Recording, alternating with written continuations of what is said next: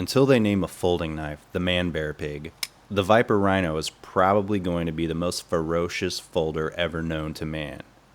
We were like, what about the Spyderco K2 or the Lion Steel SR1? And doesn't Medofrd make a knife called the man-bear pig?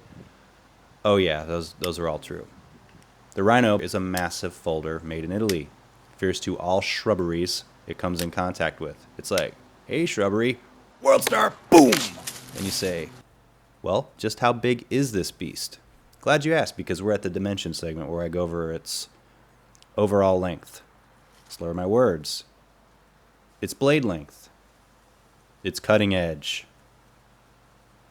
That carbon fiber handle size with the nice handle grip area size.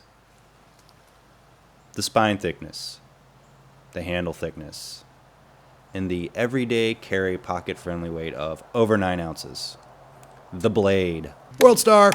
The razor sharp blade is a lightly stonewash finish made out of D2 tool steel with a rhino crown spine. Get it? Get it?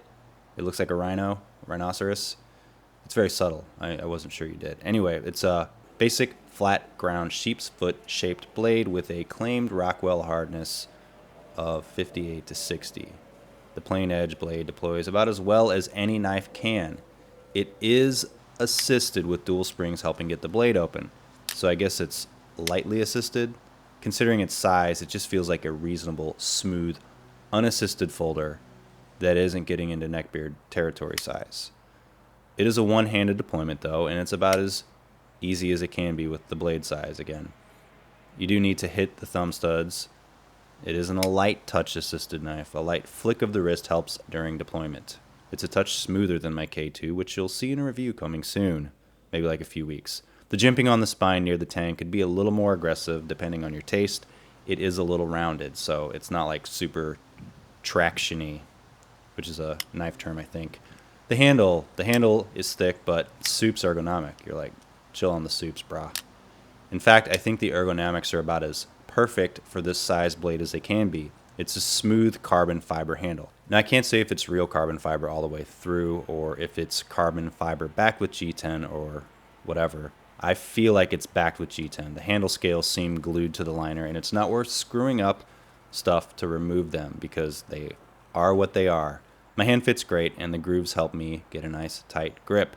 Inside is a surprisingly thin 420 stainless steel liner. Thinner than a gonzo. You're like, come on, man, let's not go there. There isn't much room after the blade is nested inside on either side of the liner, so the tolerances are tight and blade centering has to be spot on. And it is. The locking mechanism is a lockback. You're like, no thanks, Grandpa, I'm out. I can't imagine this knife with a frame lock. I wish my K2 had a lockback mechanism, even though it would make it a two-handed closer. It's still like kind of hard to disengage. Do you know what I mean? Anyway, the blade closes easily with the press on the center. It's smooth and fluid. Just take it easy, WorldStar, and close it like you don't need another Band-Aid. So yeah, one-handed opener, two-handed closer. You know this channel is about being a safety first one, right? More like safety worst. Pocket clip is tip down, blade forward only. I know, another deal breaker for some people, right? The blade has a nice locking click, and also when closing it snaps back into place firmly when it's about 2/3 the way closed. The blade can still be deployed if you flick it hard enough while closed, because it's heavy as an F word, or heavy as F word. But the detent is strong enough to keep it closed when not in use. It's not going to open in your pocket, if that's where in fact you carry this knife. Okay, so let's chop some wood and talk. The Rhino comes in several blade finishes and handle styles. It also has the option of a bowler steel too, but yeah. While some may be dismayed and deeply saddened by the lack of clip options or the stupid old lockback, this isn't some sort of tactical fast blade deployment at all. The edge and tip is anything but stabby. You're probably going to use this on plant-based materials. It's like a big, delicious dessert of a knife. You don't really need it, but you kind of want it. Unless, of course, you are watching your weight.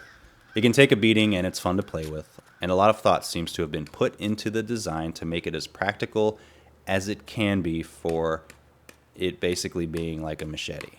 It's like a 9,000 lumen flashlight. Am I right? Okay, so how did the edge hold after some chopping and plant skinning?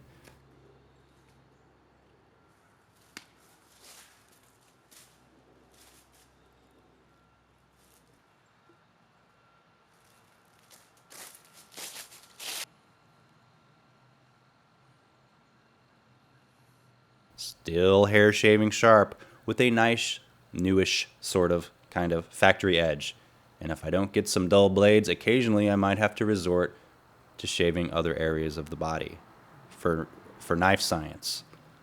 If you like this review and like owning things you really don't need, please subscribe to this channel because there's plenty of that going on here. Give the video a thumbs up, leave a comment, and subscribe to my Instagram account too, because you got to hit all the social medias. And go beat on some wood. Thanks for watching.